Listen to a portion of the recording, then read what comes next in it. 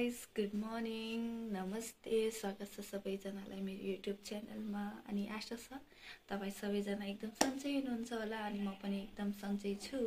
एकदम सन्चै चाहिँ नभनौँ, मलाई चाहिँ अलि रुगा लाएर मेरो आवाज पनि अलि बसेको छ। अनि आवाज कस्तो सुनिरहेको होला। अनि म पनि सन्चै छु। अनि आजको मेरो ब्लगमा तपाईँहरूलाई स्वागत छ। अनि आज चाहिँ म के गर्नेछु भनेर तपाईँहरूलाई देखाउनेछु। अनि फिलहाल अहिले चाहिँ 11 बजिसकेको छ। अनि मैले नास्ताहरू गरेर म बसिरहेको छु। अनि मैले चाहिँ यस्तो ब्लग बनाउँ न भनेर सोचेर ब्लग बनाउँदैछु साथीहरू। अनि अहिले फिलहाल चाहिँ म बसेको छु। अनि आजको ब्लगमा चाहिँ तपाईहरुले के देख्नुहुन्छ भने चाहिँ म चाहिँ आज आफ्नो सिलाइको भिडियो बनाउन गइरहेको छु। अनि मैले चाहिँ एउटा सर्ट कुर्ती बनाउन गइरहेको छु। अनि त्यसको चाहिँ पुरा प्रोसेस चाहिँ म भिडियोमा हाल्ने छु, सो तपाईहरुले हेर्दै गर्नु होला। मैले चाहिँ कपडा कटिङ गर्दाखेरि जहिले पनि पहिले प्रेस गर्ने गरेको छु। अनि प्रेस गरेपछि चाहिँ एकदम राम्रोसँग कपडामा कपडा बस्छ अनि कटिङ पनि राम्रोसँग हुन्छ, कपडाहरू यताउता हुँदैन भनेर मैले चाहिँ सबभन्दा पहिला कपडामा प्रेस गर्ने गरेको छु। अनि मैले प्रेस गरिसकेपछि मैले चाहिँ सबभन्दा पहिला फ्रन्ट पार्टको कटिङ गरेँ। अनि फ्रन्ट पार्ट कटिङ गरिसकेपछि मैले चाहिँ ब्याक पार्ट, अनि मैले चाहिँ यो आलिया सर्ट कुर्ती बनाउँदैछु। अनि यसमा चाहिँ आलिया कट उसमा चाहिँ माथिको चोलीको भाग अलग अनि तलको भाग अलग हुन्छ। अनि त्यही कारणले मैले चाहिँ पहिला यो चोलो कटिङ गरिरहेको छु, माथिको चोलीको कटिङ गरेर। अनि त्यसपछि चाहिँ मैले तल्लो कटिङ गरेँ। अनि तल्लो कटिङ गरिसकेपछि मैले चाहिँ बाहुलाहरू कटिङ गरेँ यसको साथीहरू।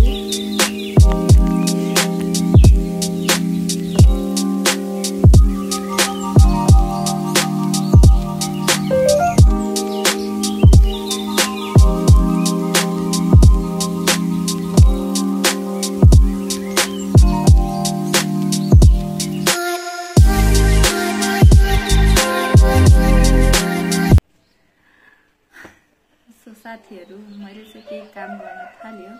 अनि त्यो काममा गल्ती नभएको होस् त्यस्तो त हुनै सक्दैन। मैले चाहिँ लुगा कटिङ गरेको भिडियो अगाडि हालिसकेको छु है आदि। अनि मैले चाहिँ कटिङ ठिक गरेँ, तर मैले चाहिँ भिडियो बनाउँदा होइन, मैले चाहिँ फोनमा अनि भिडियोमा धेरै फोकस के भएर हो कि के भएर हो थाहा छैन। मैले चाहिँ यो फ्रन्ट पार्टको कटिङ गरेँ होइन, यो यसरी। अनि मैले चाहिँ यो यस्तोवाला बनाउँदैछु नि त, आजभोलि चलेको छ नि त यस्तोवाला। अनि मैले चाहिँ पछाडि जुन ब्याक पार्टको कटिङ पनि सेम यही तरिकाले गर्दैछु कि। अनि यति भारी मिस्टेक भयो कि मदेखि साथीहरू, मैले चाहिँ पछाडिको ब्याक पार्टको कटिङ भनेको चाहिँ सिधा गर्नुपर्ने थियो। तर मैले चाहिँ दुइटैसँगै अरू जुन कुर्ताहरूको कटिङ हुन्छ, टपहरूको कटिङ हुन्छ, त्यस्तै गरेर मैले चाहिँ पछाडिको कटिङ पनि यस्तै सेम यही गरिदिएको छु। अनि मदेखि चाहिँ यो मिस्टेक भयो। अनि अब यो मिस्टेकको भुक्तानी पनि मलाई गर्नुपर्छ। अनि मैले चाहिँ अब फेरि सेम फेब्रिक लिएर पछाडिको कटिङ अनि अर्को गल्ती पनि बताउँछ साथीहरू तपाईँले। अनि अर्को चाहिँ के भयो भने चाहिँ यो जुन तलको पार्ट हुन्छ नि, यसमा हाम्रो तलको पार्ट हो, यो चाहिँ हाम्रो यो फ्रन्टको उसमा यसरी जोडिन्छ। यसरी यहाँ यसरी जोडिने थियो, तर के भयो भनौँ, यसरी हो, यो चाहिँ यसरी जोडिन्छ। यो माथिको पार्ट अनि यो पार्ट चाहिँ अनि यो यस्तो गरेर जोडेर अनि यसरी सिलाउनु पर्छ। यो यसरी अनि यहाँ ठ्याक्कै आउँछ। अनि यो पनि मैले के गरेछु भने मैले 4 फोल्ड, तपाईँहरूले भिडियोमा हेर्नुभयो भने मैले चाहिँ डबल फोल्ड मात्रै गरेर कटिङ गरेको छु। मैले चाहिँ यो खासमा 4 फोल्ड गरेर गर्नुपर्ने थियो, तर मैले चाहिँ 1 फोल्डमा मात्रै गरेँ। तर त्यो पनि ठिकै छ, किनभने कपडा सेम भइरहेको थियो, कपडा धेरै थिएन। अनि यदि मैले 4 फोल्ड गरेर यसरी काटेँ भने मेरो माथिको अनि तल्लोको पार्ट चाहिँ बराबर आउने थियो। अनि त्यसमा जुन त्यो यसरी मोजा बस्छ नि, त्यो चाहिँ बस्ने थिएन। अनि मलाई चाहिँ अब यसको लागि पनि, अनि जुन मैले ब्याक पार्टमा अलिकति गलत कटिङ गरिदिएको छु, त्यसको लागि पनि लुगा लिनुपर्ने छ। अनि मैले चाहिँ अब यस्तो चर्को घाम लागेको छ साथीहरू, के भनौँ। त्यही पनि अहिले अब मेरो बाबुलाई मैले लिन जानुपर्छ स्कुलमा। अनि उसलाई स्कुल लिन जाने बेलामा म चाहिँ यो लुगा पनि लिएर आउँछु। अनि त्यसपछि फेरि क्लियर गर्छु, यसको कटिङ पुरा गर्छु। तपाईहरुसँग नि शेयर गर्छु मैले कस्तो बनाए भनेर। फिलहाल त यो गरिसकेको छ।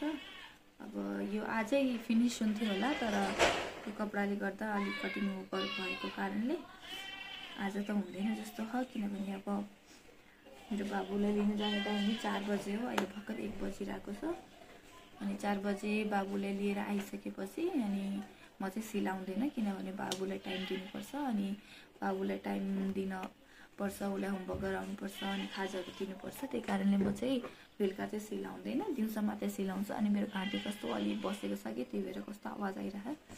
अनि अब चाहिँ म के गर्छु भने चाहिँ आफ्नो टाउकोमा तेल लगाउँछु अनि तेल सेल लगाएर एकैछिन राखेर अनि नुहाउनु पर्ला। अनि मैले चाहिँ यो ब्रेन कहाँ गयो ब्रेनवे कम्पनीको हेयर अइललाई युज गर्छु साथी। यसले चाहिँ मेरो कपाल झर्न कम गरेको छ। अब अरूलाई कस्तो हुन्छ मलाई थाहा छैन तर यसले मलाई चाहिँ धेरै काम गरेको छ। मलाई चाहिँ यो ब्रेनवे अइलले चाहिँ कपाल झर्न एकदम रोकेको छ।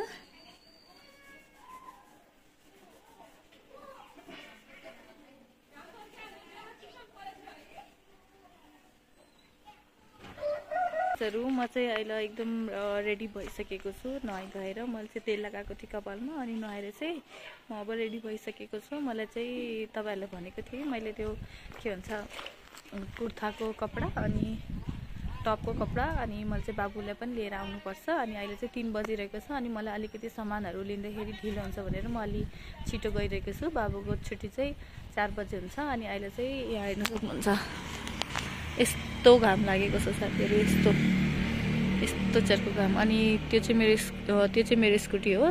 मेरो स्कुटी चाहिँ मैले चाहिँ त्यही खडा गरेको छु अनि एकदम तातेको होला स्कुटी पनि।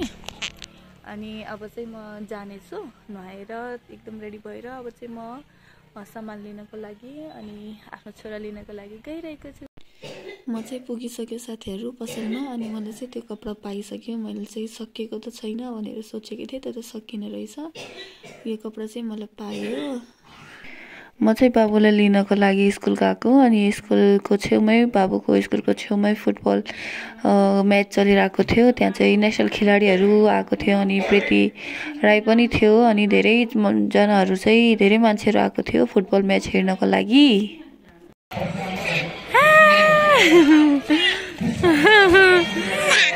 तेरीको गन्डु बाबा कहाँबाट आयो तिमी?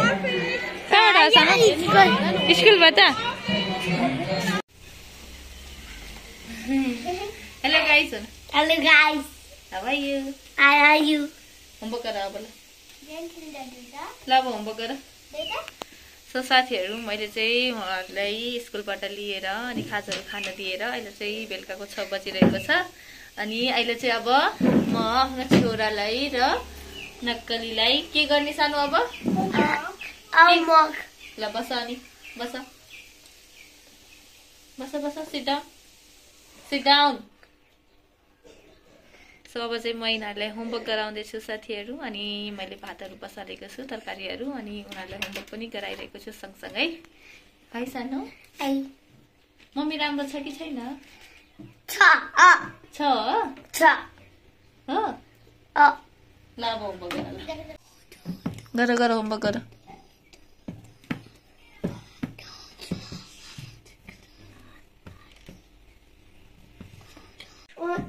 के गरेको? के गरेको? चिठी गरेको हो? ल गुड नाइट भन्दियो त अब। Good night. Sweet dreams. See you tomorrow. By by गर। Bye bye. यहाँ हेरेर बाई बाई गर न सानो। यहाँ हेरेर बाई बाई गर। यहाँ हेर बाई बाई गर। यसै गर बाई। Bye.